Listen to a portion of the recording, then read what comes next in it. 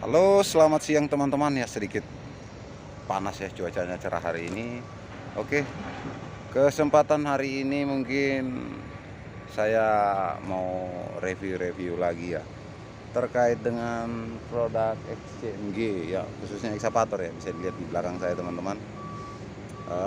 Nanti saya coba review sedikit ya terkait dengan sedikit pengoperasian dan saya kenalkan nanti beberapa instrumen panel dan komponen unitnya ya. Oke, selamat belajar teman-teman. Mohon supportnya agar channel ini bisa berkembang nantinya ya. Dan tentunya saya bisa untuk upload lagi untuk unit-unit yang lain ya terkait dengan instrumen panel dan pengoperasiannya ya. Ya oke, SMG ini produksi dari negara Cina kalau nggak salah ya. Iya, dari negara Cina, dan ini sudah mulai dikenal di pertambangan ya. Di pertambangan di Indonesia sudah banyak yang gunakan ini ya. Nanti teman-teman mungkin bisa saya reviewkan, saya tunjukkan ya, contoh-contoh unitnya. Yang sekarang khususnya untuk PC excavator kelas untuk 200 ya. Kalau yang kemarin-kemarin itu saya upload yang 400-nya 490. Hari ini kita banyak kedatangan 200, coba saya upload lagi. Oke, selamat menonton ya. Kita langsung aja tanpa basa-basi. Terima kasih. Wassalamualaikum warahmatullahi wabarakatuh. Tetap semangat belajar ya teman-teman. Oke, selamat siang teman-teman. Kita lanjut ya. Ini unitnya XCMG ya, eksavator tipenya XE12. Kita lihat teman-teman ya. Oke, XE12 ya, betul ya. Jadi ini dia XE12C ya. Oke, kita lihat mulai dari depan ya. Ada beberapa komponen yang di sini ya. Contohnya ini bucket ya. Rata-rata hampir semua sama sih untuk eksavator, hampir sama ya, cuman bentuknya kadang berbeda, agak sedikit berbeda. Kemudian volume bucket ya, volume bucketnya ini bucket mungkin sedikit berbeda ya, tapi kurang lebihnya itu pasti ada ya. Oke, saya review sedikit.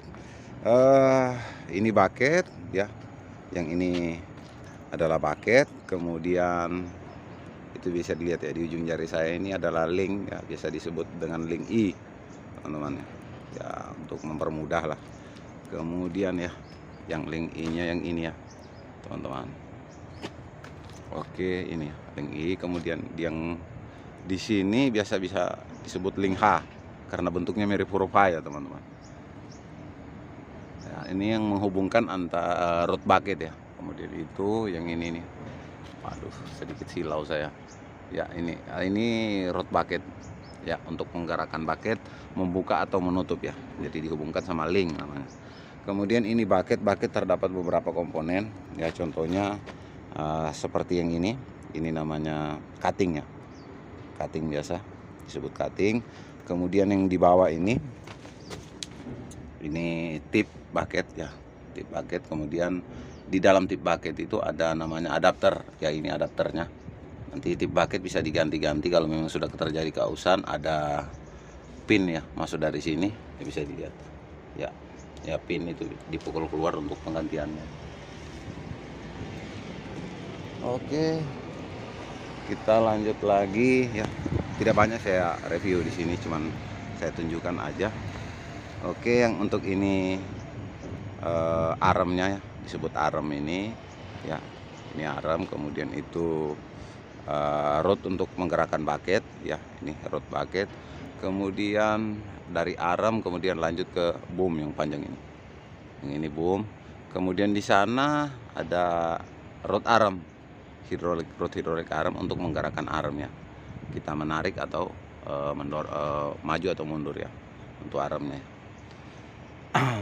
Oke. Kemudian di situ ada 2 biji ya, itu rod hidrolik untuk boom. Jadi untuk menaikkan boom ini atau menurunkannya. Itu nanti menggunakan kombinasi hidrolik ya. Teman-teman eksavator saya rasa sudah paham ya. Ya, cuman untuk bagi pemula, teman-teman pemula mungkin bisa sedikit mengenal ya, belajar terkait dengan komponennya dulu ya. Kemudian kita lanjut di undercarriage-nya atau komponen penggerak bagian bawah. Ya pada umumnya sama ya, ekskavator itu ya pasti ada idler di depan ya. Itu yang bulat ini Pak, ya itu idler. Kemudian di situ ya yang rantai ini biasa track bilangnya. Track tempat berputarnya nanti. Jadi ini berputar nanti sehingga unit bisa bergerak. Kemudian idler itu untuk menstabilkan supaya tidak lepas ya, atau mengencangkan atau mengendurkan rantai nanti. Untuk mengencangkan dia di sini, dia dikencangkan menggunakan grease ya, grease. Jadi dipompa sehingga idler maju menekan rantai sampai rantai bisa track bisa kencang ya. Kemudian track ini ada komponennya lagi yang di atas ini bisa lihat. Nah ini namanya track shoe atau papan shoe biasa ya. Mudahnya orang bilang papan shoe karena bentuknya pipih dan panjang.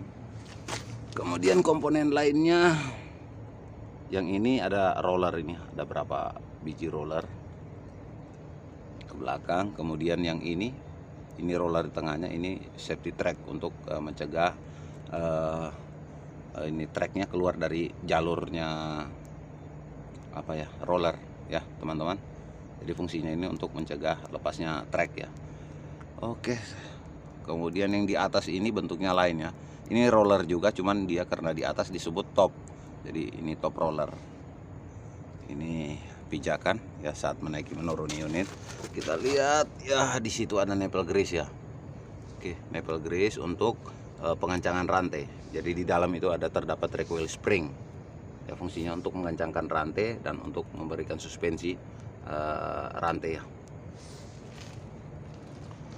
Oke, kemudian kita lihat komponennya. Ya, ini bagian belakang yang bergigi itu ya. Itu namanya sprocket. Biasa orang bilang juga sebut segmen, bisa juga. Ya, itu kalau sudah aus atau sudah tajam mungkin diganti. Dilakukan penggantian satu set. Kalau untuk bulldozer itu terpotong-potong ya. Biasa terdapat beberapa bagian yang digabungkan menjadi satu, jadi satu lingkaran dia. Kalau ini sudah jadi satu kesatuan, jadi satu lingkaran sudah penuh ya. Kemudian yang di sini ada final drive ya. Final drive ada di situ, ada plug oli level. Jadi posisinya kalau mau dicek itu harus dilevelkan dulu rata, tulis semua tulisan baru dicek posisi rata ya.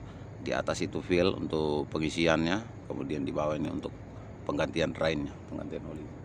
Oke, saya rasa sama aja ya teman-teman. Oke, itu komponen undercarriage. Kemudian sebelah kiri dengan sebelah kanan sama aja ya. Kemudian kita lanjut untuk tempat gabin ya. Oh iya, ini untuk rilis pintunya ya. Kalau saat nempel begini dia tidak bisa kita tarik ya. Ini tidak bisa kita tarik, kuat sekali, jadi harus dirilis di sebelah kursi ini. Ditekan dia. Oke. Ini kadang-kadang lupa, hal sepele aja ini teman-teman, kadang lupa. Oke, kita lihat di sebelahnya ini dulu ada apa ya, tadi saya sudah buka semua ya. Ini filter air conditioner atau filter AC yang mengarah ke dalam gabin ya. Jadi udara yang masuk ke dalam disedot itu dipakai filter ya, ada filternya, jadi ini dibersihkan paling. Oke, kemudian kita lanjut ya, ini tipenya XE215C. Kita lanjut di sebelah kirinya ini, di belakang gabin ada box fuse ya, maaf ya, ada box fuse. Wah, sambil ngudut ini ya, ada box fuse, kemudian ada air cleaner ya, kemudian ini dipencet saat melakukan P2H ini, pengecekan perawatan harian. Tujuannya untuk saat dia ngisap dia akan nutup, kemudian saat dia mesin mati dia buka, jadi kita cukup tekan aja untuk membuang debu yang mungkin tersedot sudah ya. Oke, kita lihat lagi di depan sini. Oh ini, oke, di sini ada ya coolant ya, jadi nambah air radiator ya. Di sini ya penambahan air radiator kita lakukan ya. Kemudian di sini ada wiper untuk pembersih kaca ya, air pembersih kaca. Ini di bawahnya ini ada baterai ini yang ditutup ya teman-teman. Ini baterai ya, dicek apanya namanya, terminal baterainya ada kelonggaran atau enggak. Kemudian di sini untuk air conditioner, AC-nya ya, jadi yang mirip radiator itu. Kemudian aftercoolernya di atas ini, pendingin udaranya, pendingin udara yang masuk ke dalam apa namanya, dalam ruang bakar ya, ini aftercooler. Jadi udara dari turbo yang didinginkan dulu baru masuk ke ruang bakar lagi ya. Kemudian di sisi bagian belakangnya itu ada radiator ya, tempat pengisian coolant ini ya, air pendingin untuk mesin. Oke, saya rasa itu ya, kita memastikan kebocorannya ya, operator itu ya wajib ya, sudah jadi kewajiban untuk melakukan pengecekan sebelum pengoperasian. Oke, kita tutup lagi teman-teman, kita lihat ke sebelah lagi. Oke, kita jalan-jalan ke sebelah lagi ya. Kalau untuk standar operator itu harus mengelilingi unit sebelum dioperasikan ya. Oke ya, kalau sepintas mirip Komatsu 200, hampir tidak ada perbedaannya. Jadi ya menurut saya sakti juga ini alat ini ya, cuman untuk tingkat ketahanan dan kita nanti akan review berikutnya. Nanti berikutnya ya teman-teman, akan saya review tentang kelanjutannya nanti. Oke, kita lanjut dulu, kita lari ke sisi sebelah kanannya ya. Sisi sebelah kanan seperti ini ya penampakannya. Kemudian kita lihat ya pintunya ini, apa aja yang ada di dalam. Oke, kita lihat di sini ada komponen ya. Yang pertama filter untuk hidroliknya ya, nampak. Kemudian yang di sebelah ini bisa dilihat ya, bisa terlihat ya teman-teman, ini adalah water separator ya. Water separator, ada terdapat pompa manual di atasnya. Pompa saat masuk angin bisa kita lakukan pembuangan angin ya. Sudah paham ya teman-teman. Jadi kadang mesin hunting yang kemungkinan ya ada bahan bakarnya yang bercampur dengan air, jadi ini fungsinya untuk memisahkan bahan bakar dengan air. Kemudian kita lihat di sini ada pompa hidrolik ya, di sisi bagian depan itu engine ya, mesin. Ada pompa hidrolik ini. Jadi semua pergerakan unit ada di sini ya. Karena unit ini tidak menggunakan transmisi ya, sistem powertrainnya itu dari pompa kemudian ke motor hidrolik ya. Nanti motor hidrolik counterpalep baru ke motor hidrolik ya. Jadi track itu ya, ini digerakkan. Mohon maaf saya jelaskan sedikit ya, biar teman-teman pemula bisa juga ya. Mohon ya, ini ada motor travel ya yang menggerakkan sprocket tadi yang di depan itu ya, final drive. Jadi dia digerakkan oleh, diputar, bisa bekerja dengan pressure atau tekanan oli hidrolik ya, yang disuplai dari pompa, disalurkan ke counterpalep, kemudian dimasukkan ke sini. Jadi saat ada pressure dia akan berputar ya. Oke ya. Oke teman-teman, untuk nampak sampingnya seperti ini ya. Oke, ini saluran oli hidrolik dari tangki hidrolik ya. Kemudian di sini ya, itu kita lihat ada, bisa kelihatan ya teman-teman guys. Oke, ini adalah level oli hidrolik yang ada di dalam tangki. Yang pertama itu garis bawah itu minimal dan di atas itu maksimal. Jadi seharusnya posisinya ada di maksimal itu ya, ada di maksimal saat sebelum dioperasikan. Jadi kalau kemungkinan kurang teman-teman ya, prosedur pengecekannya ada ya, semua hidrolik itu harus masuk ya. Nah, kalau seperti begini kan posisinya oli hidrolik banyak masuk ke dalam tabung-tabung silinder hidrolik, jadi dia kelihatan kurang ya.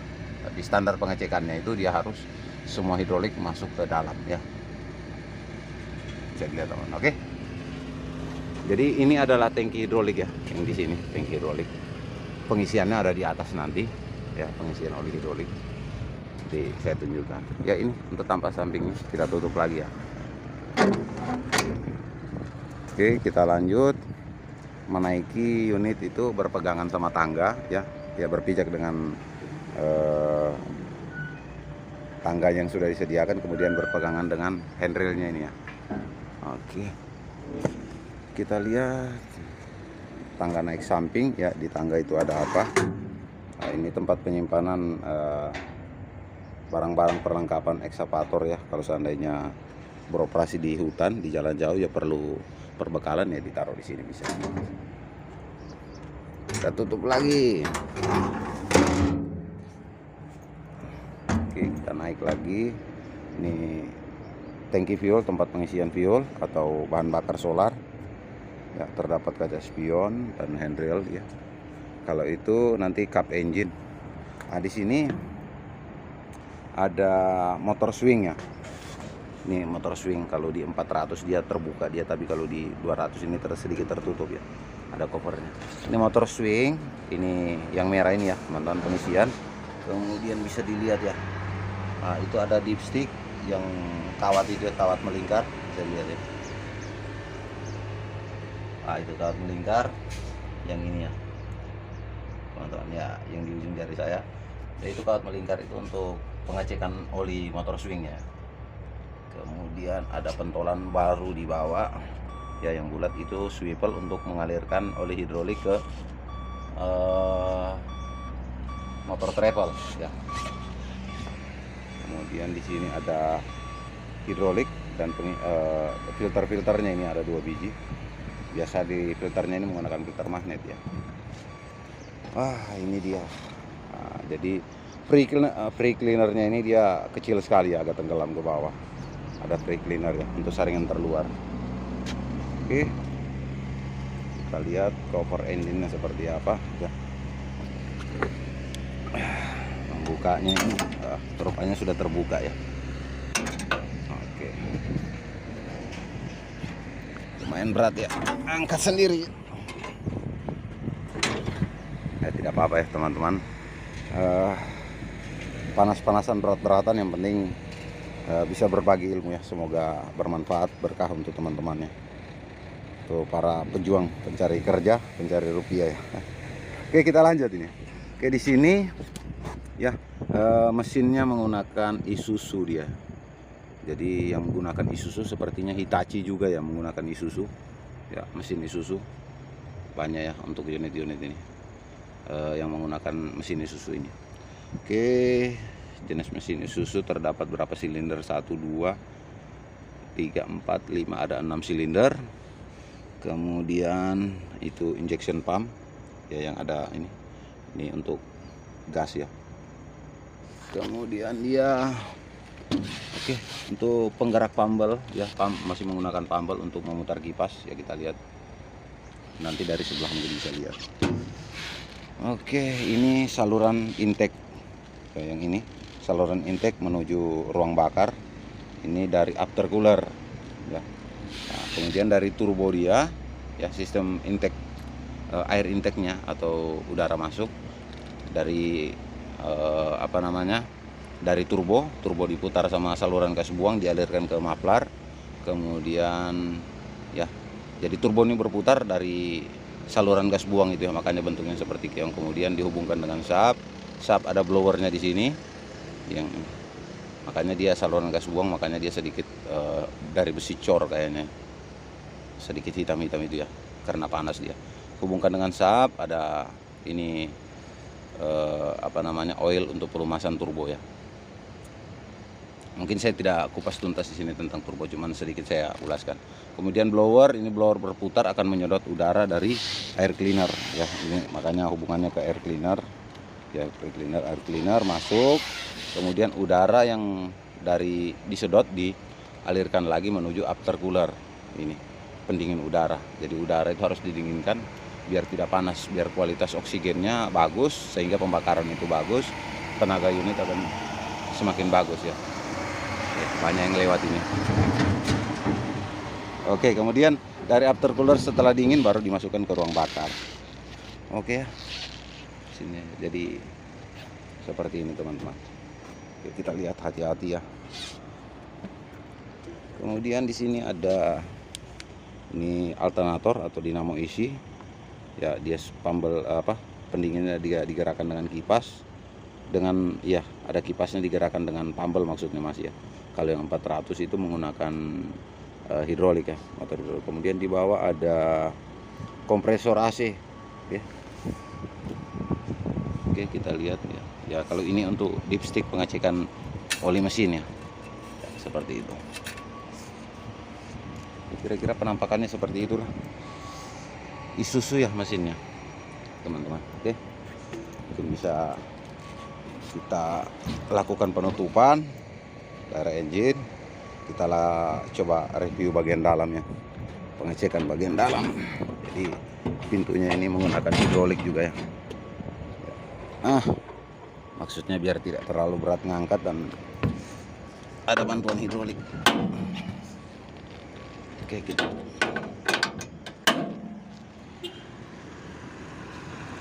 Banyak yang lewat ya. Oke, ya, tampak dari atas. Ini saluran pipa oli menuju apa? Rod arm sama rod bucket ya, rod silinder bucket. Ayo kita lihat lagi dalamnya, teman-teman.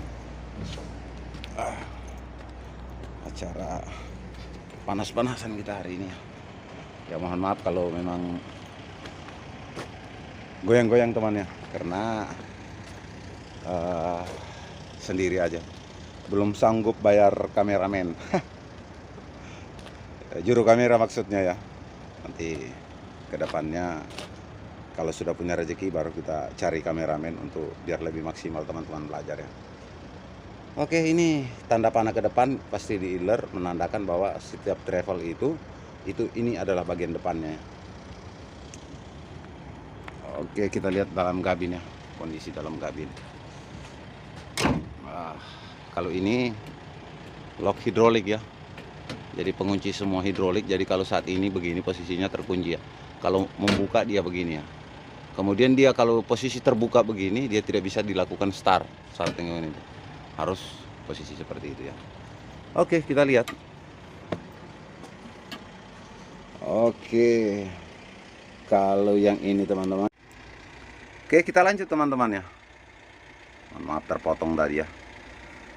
Oke, jadi ini adalah handle hidrolik ya. Ini posisi terkunci, dan untuk membukanya ditarik ke depannya. Mirip Komatsu, hampir sama. Kemudian menguncinya begini. Ingat, sebelum di start ya harus terkunci atau meninggalkan unit ya, di parking dia dikunci biar tidak bergerak ya. Saat terbuka dia tidak bisa kita lakukan starting unit karena itu adalah safety locknya ya, pengunciannya. Kemudian di sini ada dua handle ya. Kita tekan ke depan atau kita injak ke depan begini ya, itu akan maju. Dia bergerak maju, dua track kiri kanan akan maju. Kemudian kalau kita injak ke belakang begini ya, dia akan bergerak ke belakang, dua track yang bergerak ya. Jadi kalau mau belok kiri ya tinggal ditekan yang ini, dia akan belok ke kiri, ditekan yang kanan, yang kiri akan berhenti. Belok kanan begitu juga ya, yang kiri dijalankan, yang kanan di stop, dia akan berbelok ke kanan ya. Jadi ya tinggal teman-teman ya. Kemudian di sini ada handle ya, handle hidrolik. Ini untuk arm ya, mungkin bisa saya seperti ini, bisa dilihat ya. Tapi nanti akan saya contohkan ya. Handle kiri untuk ada klakson bagian atasnya. Kemudian untuk arm ya, ke depan belakang. Jadi saya jelaskan ya, mungkin bingung gambar. Ini adalah klakson. Kemudian dorong ke depan, arm akan bergerak maju. Tarik ke belakang, arm akan bergerak mundur. Kita dorong ke sisi sebelah kiri, unit akan berputar ke sebelah kiri. Kita dorong sebelah kanan, body unit akan bergerak ke sebelah kanan. Kemudian untuk handle sebelah kanan itu kita dorong, bom akan turun, nanti saya contohkan. Kemudian kita tarik naik, bom akan bergerak naik ya. Kemudian kita dorong ke kiri, ini bucket akan menutup ya. Kita dorong ke kiri begini, bucket akan menutup, dan kita dorong ke kanan, bucket akan membuka ya. Bucket akan membuka, dan kalau ke kiri dia nutup ya. Kira-kira begitu gambarannya. Oke, untuk instrumen panelnya ya, kontrol-kontrol di dalam sini. Nah, ini yang unik ini kunci kontaknya ya. Jadi kalau yang 400 kemarin menggunakan yang ini ya. Kemudian kalau yang XCM yang 200-nya 215-nya seperti begini ya. 490 menggunakan kunci kontak dan 4215 menggunakan ini ya. Beginilah bentuk kunci kontaknya. Jadi ya unik ya. Seperti ini. Oke, kita tes on dulu kontaknya teman-teman. Tampilan kontaknya seperti gini ya saat pertama kita on. Ya, kita tunggu beberapa saat, alarm berbunyi, dia melakukan pengecekan jumlah fuel dan suhu air pendingin dan kondisi unit ya.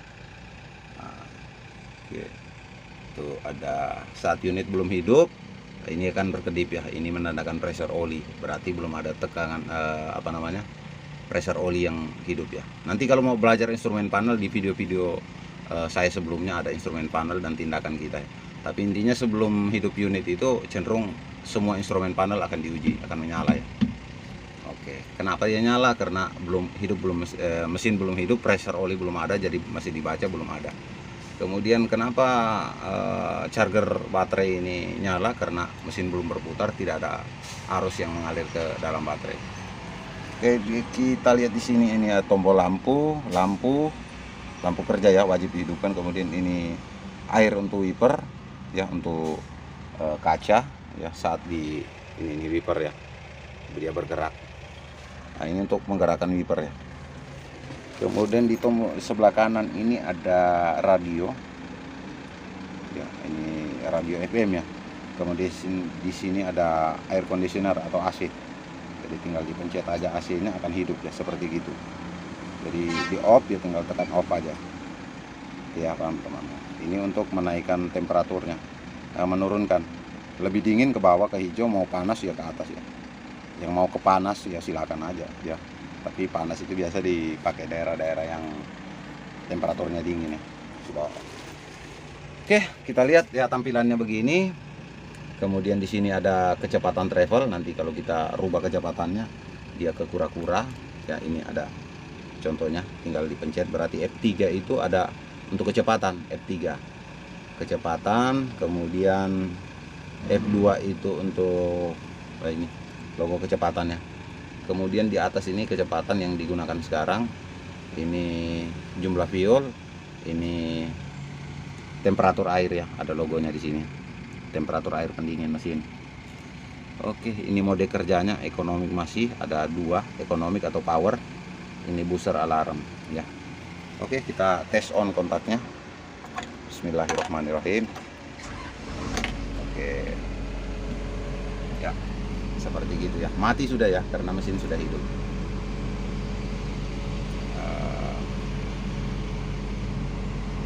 Oke teman-teman, di sini banyak instrumen panel ya, bisa dilihat ya, mohon maaf. Instrumen panel nanti dipelajari aja, dia nanti kalau ada yang bermasalah nanti di sini akan hidup ya. Ya, nanti dilihat aja teman-teman di video saya sebelumnya belajar instrumen panel ya. Kalau memang kurang jelas masih ya silakan.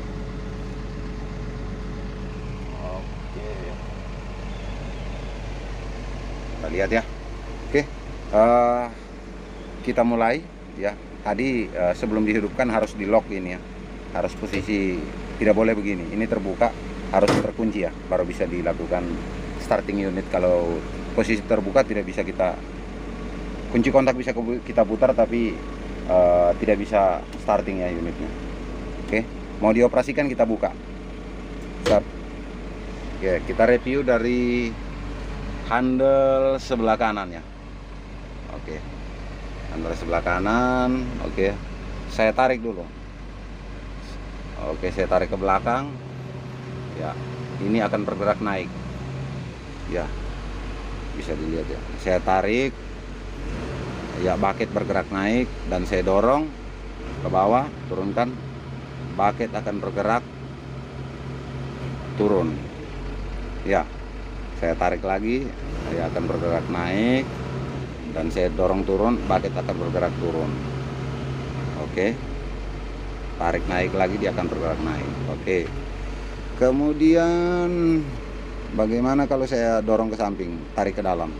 Saya tarik ke dalam, bucket akan ya, menutup ya. Saya dorong keluar lagi ya, baket akan menutup ya.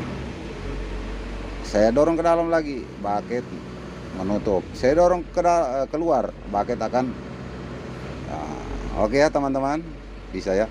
Jadi ini untuk naik, ini untuk turun ya, ini untuk menutup baket, ini untuk membuka baket ya. Oke, kita lanjut lagi. Wah, ini ya bisa dilihat ya, yang penting kelihatan aja. Kalau untuk yang sebelah ini, sebelah kiri ya, saya tarik ke dalam ya, baket akan merapat ke saya ya, ke arah operator. Kemudian saya dorong keluar, baket akan menjauh dari arah operator.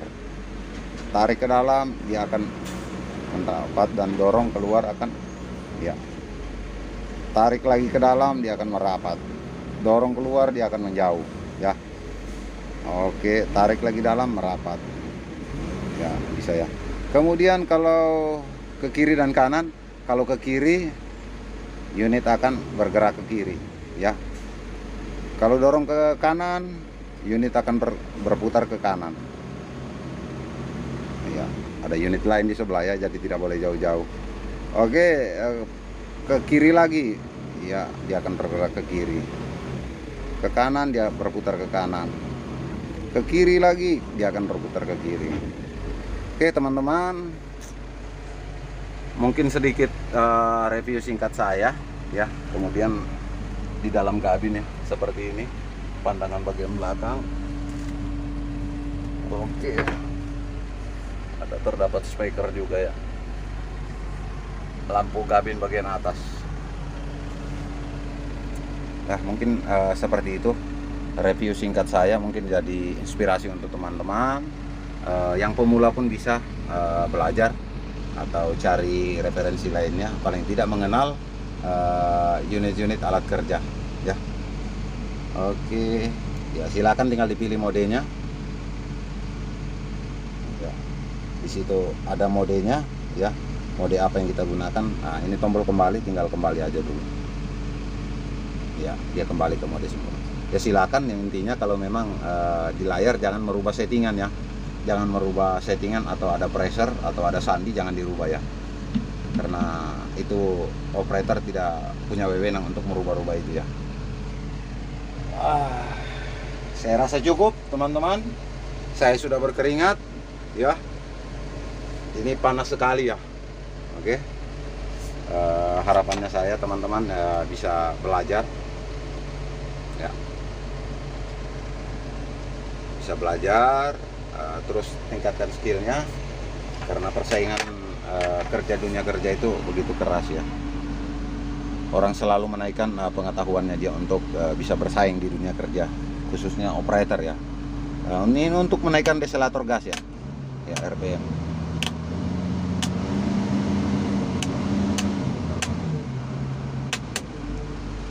Oke, silakan teman-teman ya.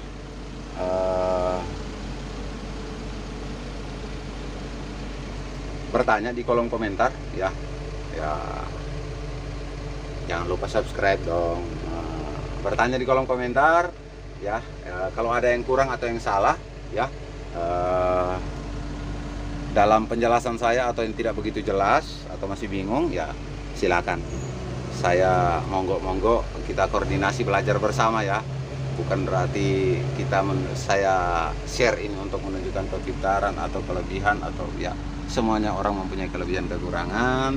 Intinya kita belajar bersama, berbagi, semoga bisa menjadi referensi dan berkah untuk teman-teman ya. Oke, demikian video singkat ini, bukan singkat ya, panjang ya, tapi ya demi pengetahuan teman-teman, untuk teman-teman ya silakan. Saya panas-panasan rela ya.